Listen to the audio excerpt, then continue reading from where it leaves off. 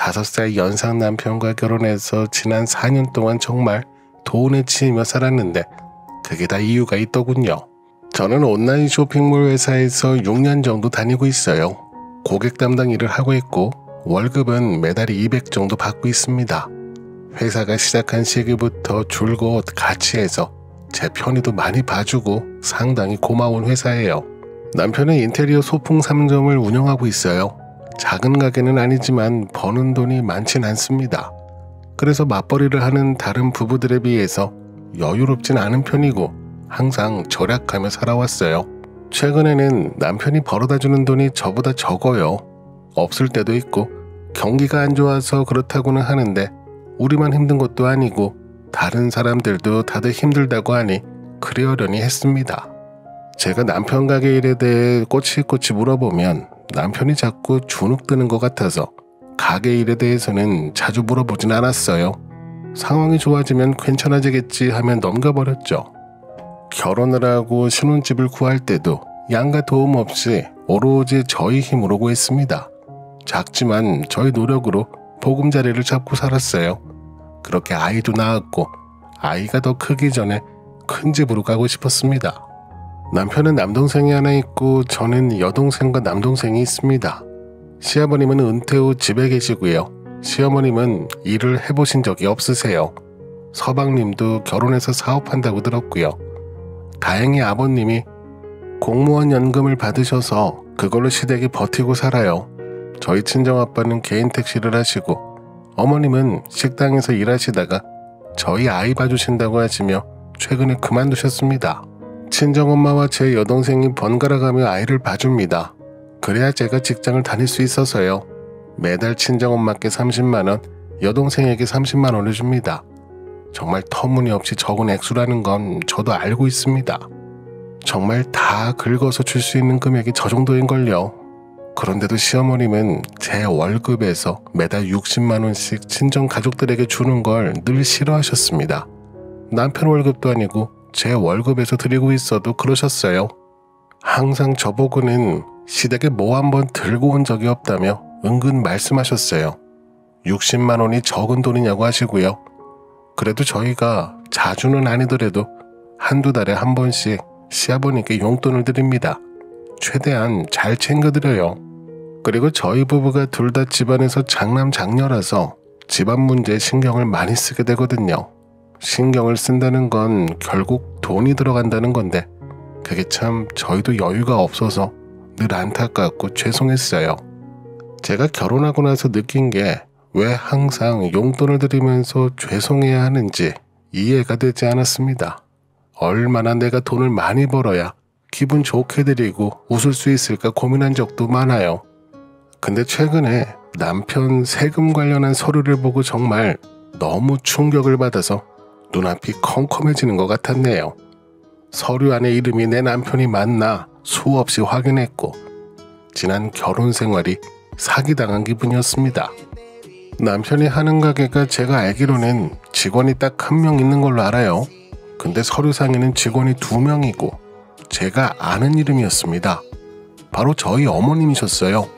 월급도 매달 150만원씩 받아가셨고 더 기가 찬 건 명절 전에는 직원 상여금 명목으로 몇십만원씩 돈을 더 보내더라고요. 장사도 힘들다고 그렇게 이야기하더니 어머님에게 드릴 월급 이상은 벌었나 보더군요. 출근도 하지 않고 받아가는 것도 너무 이상한데 그럼 드린 돈을 돌려주셔야 하는데 그러시지도 않고 그동안 친정에 매달 60만원 준다고 그렇게 눈치를 받고 살았는데 생각하면 할수록 어처구니가 없어서 시어머님은 그동안 저에게 무슨 염치로 용돈 갖고 그렇게 구박하셨는지 너무 기가 차고 화가 났습니다. 저도 직장 생활을 해서 돈을 벌고 남편도 돈을 벌어서 그냥 각자 번 돈을 생활비 통장에 넣어서 살았는데 아니 어떻게 부부 사이에서 저렇게 딴 주머니를 차고 그것도 뻔뻔하게 제 앞에선 경기가 안 좋다고 하고 지금 저 서류만 보면 가게 상황이 그리 나쁜 것도 아니던데요. 단지 큰 구멍이 뚫려 있는 거죠. 순간 혈압이 너무 올라서 바닥에 주저앉아 일어나지도 못하고 있었습니다. 눈물조차 나오지 않았어요. 일단 남편이 퇴근할 때까지 기다렸습니다. 그리고 밤 10시가 넘어가자 남편이 들어오더군요. 남편은 집에 오자마자 오늘도 장사가 잘 안 된다고 나라가 어쩌고 경제가 어쩌고 하면서 들어오더니 바로 주방으로 가서 집에 먹을 거 없냐고 하더군요. 그래서 제가 남편에게 바로 쏴붙였습니다. 그냥 다음부터는 시댁에 가서 당신 직원한테 밥을 해달라고 하라고, 그것도 못 얻어먹냐고 했더니 퇴근해서 온 사람한테 무슨 소리냐고, 생전 안 하던 바가지를 왜 긁냐고 하는 겁니다. 저는 아무 말도 없이 남편에게 서류 뭉치를 던졌습니다. 그리고 설명해보라고 했어요. 왜 당신 가게 직원으로 어머님이 들어가 있는지, 거기에 적힌 월급 150만 원은 대체 어디로 갔는지 이야기하라고 했어요. 남편은 한참을 서류 뭉치만 보고 있다가 그러더군요. 그럼 어쩌냐, 내가 장남이잖아 하는데 그 소리를 듣자마자 참았던 눈물이 터졌습니다. 당신에겐 장남이 전부냐고, 한 집안의 남편 그리고 하나의 아빠인데 이런 건 중요하지 않냐고 했어요. 뻔히 우리 살기 힘든 거 아는 사람이 그것도 아내 몰래 뒷구멍으로 지금까지 몰래 주고 있었냐고 했습니다. 당장 그만두고 줬던 돈 다 받아오라고 했어요. 남편은 그건 불가능하다고, 그렇게 당장에 끊으면 생활을 아예 못하신다네요.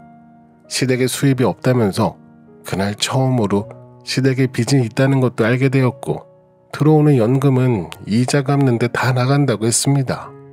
서방님 사업자금으로 대출 받아서 처리되었다는데 그게 잘 안 되는 바람에 힘들어졌다고 저보고 가족끼리 서로 돕고 살아야 하지 않겠냐며 단칼에 끊을 수가 없다고 이해해달래요. 이해는 무슨, 저는 죽어도 못한다고 했어요. 그건 서방님이 책임져야 하는 문제지 왜 우리가 뒤집어 써야 하냐고 이야기했습니다. 100번 양보해서 지금까지는 알겠고 앞으로는 드리지 말자고 했더니 저보고 왜 그렇게 냉정하냐고 화를 내는 겁니다. 가족끼리 도우며 살아야 하지 않겠냐고 하는데 제가 냉정한 건가요? 못돼 먹은 건가요? 저는 암만 생각해봐도 그렇게 못하겠거든요. 결혼 전부터 결혼 후 지금까지 돈이 부족해서 시댁에서 눈치 보고 그랬던 것들이 막 떠오르고, 나 몰래 남편이 그랬다는 것도 이해가 안 되고, 그걸 시어머님도 모른 척하고 있었다는 것도 분해서 그날 새벽까지 남편하고 한바탕 하다가 당신이 못하면 내가 하겠다고 하고 그날 아침 일찍 시어머님께 전화했습니다. 어머님은 받자마자 지금 시간이 몇 시인데 전화하냐고 화를 내셨고요. 전 그냥 무시하고 곧바로 본론부터 말했어요.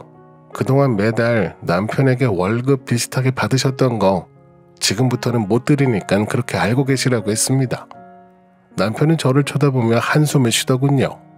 어머님은 한참 동안 아무 소리 없이 계시더니 갑자기 전화기 너머로 고래고래 소리치시는데 어디 시건방지게 돈을 준다 안 준다, 내 아들 돈으로 꼴값을 떠냐고 하시는 겁니다. 그래서 제가 내 남편 돈을 부인이 간섭하겠다는 게 무슨 꼴값이냐고 그 돈 못 드린다고 했죠. 그러자 갑자기 전화가 끊기면서 곧바로 제 남편 전화벨이 울리더니 남편이 제 눈치를 쓱 보며 봤는데 옆에서 들어보니 어머님이 우시는 소리 같았습니다. 그 와중에 남편은 제 앞에서 어머님을 달래고 있고 애잔한 모자 모습을 보니 저도 맥이 빠지더군요. 그동안 내가 남의 집에 와서 살았구나 싶었네요. 그리고는 그날 저녁에 퇴근해서 집에 와 있는데 남편이 어디 들렸다 오는 건지 늦게 들어왔어요. 저를 힐끔 보더니 아무 말 없이 씻으러 가길래 어디 한번 지켜봤습니다. 끝까지 말 한마디 없길래 제가 참다 못해 어머니 월급은 어찌할 거냐고 물어봤더니 저보고 대뜸 아침에 다 끝난 이야기 아니냐고 자기는 계속 드리겠다고 하는 겁니다. 그래서 제가 그럼 굳이 우리가 같이 살 필요가 있냐고, 당신은 시댁 가족들 먹여 살리는 것만 관심 있고 나랑 우리 딸은 어찌 지내든 신경도 안 쓰는 것 같으니 당신 가족들한테 돌아가라고 갈라서자고 했습니다. 남편은 저를 한참 동안 노려보더니 밖으로 나가버렸고 저는 아이 방에서 혼자 울면서 간신히 참고 있는데 새벽에 어머님께 전화가 오더군요. 딱히 제가 피할 이유도 없어서 받아봤습니다. 어머님은 저보고 누굴 바보로 하냐고 하시더니 요즘 시어미들도 알 건 다 안다고 이혼 사유에 들어가지도 못할 소리라면서 법원을 가든 마음대로 하라며 비웃으시더군요. 그래서 저도 웃었어요. 법원 말고 국세청부터 가서 지금 상황이 정상인지 아닌지 이야기해보고 거기서 이혼 사유 정확하게 만들고 나서 변호사를 만나든 법원을 가든 하겠다고 했습니다. 어차피 써보지도 못할 돈 우리 아이도 그리고 나도 거지처럼 사는데 그냥 그거 국가에 내버리자고 차라리 그게 속이라도 편하다고 질러버렸습니다. 그러자 어머님이 저에게 또 소리치시더군요. 저도 당당하게 말했습니다. 그렇게 돈이 없으면 일하시라고 했어요. 우리 친정 부모님들도 지금까지 택시 운전에 음식점에 나가시면서 열심히 사시는데 나는 도저히 이해 못하니까 절대로 못 드린다고 했어요. 결국 그날도 밤을 꼴딱 새고 다음날 아침에 더는 같이 못 살 것 같아서 짐을 챙겨서 친정으로 가서 지내려고 했습니다. 아이 짐이랑 제 짐을 싸고 있었어요. 그런데 그때 문을 열고 시부모님들이 들어오시더니 저보고 그게 뭐가 문제냐고, 집안 장남이 벌어서 부모에게 주는 게 뭐가 문제냐고 저보고 아는 척 그만하라고 하시더군요. 일도 안 하고 월급 받는 건데 왜 문제가 아니냐고, 누구 말이 맞는지 나중에 보자고 저도 한마디 하고 그렇게 아이와 함께 집에서 나와버렸습니다. 마음 정리도 그때 다 해버린 것 같았네요. 근데 참 웃긴 게 남편 태도가 확 바뀌더군요. 정말 나랑 아이를 잡고 싶어서 그런 건지 아니면 다른 게 걸리는 건지는 본인만 알겠지만 그 모습도 참 보기 거슬렸네요. 저보고 경제권을 넘겨준다, 통장을 다 주겠다 하는데 이미 밑바닥까지 다 보고 난 상황이라 그런 말들도 믿음이 가지 않더군요. 그렇게 결국 갈라섰습니다. 전세금은 원래 반반 넣었는데 제가 다 받기로 했고 같이 타던 자동차도 제가 가져왔습니다. 중간중간에 어머님 때문에 시끄러웠지만 국세청 이야기만 꺼내면 조용해지더군요. 그동안 저 혼자 벌어서 다 메꾸며 살았으니 위자료로 넉넉하게 받은 건 아니라고 생각합니다. 저보고 냉정하다, 피도 눈물도 없다고 그러는데 그 소리가 맴돌면 속에서 화가 끓어오르네요. 착한 며느리로 잘 지내려고 했었는데 이럴 거면 초반부터 더 냉정하게 대할 걸 싶기도 하고, 그래도 갈라선 건 잘한 것 같습니다. 예전에 비해 귀찮은 일들도 사라지고 편하네요. 아무리 부부 사이라도 돈에 대해서는 꼼꼼하게 확인해 봐야 하는 것 같아요. 상식 밖의 일들을 너무 당연하게 생각하는 사람이 많다는 걸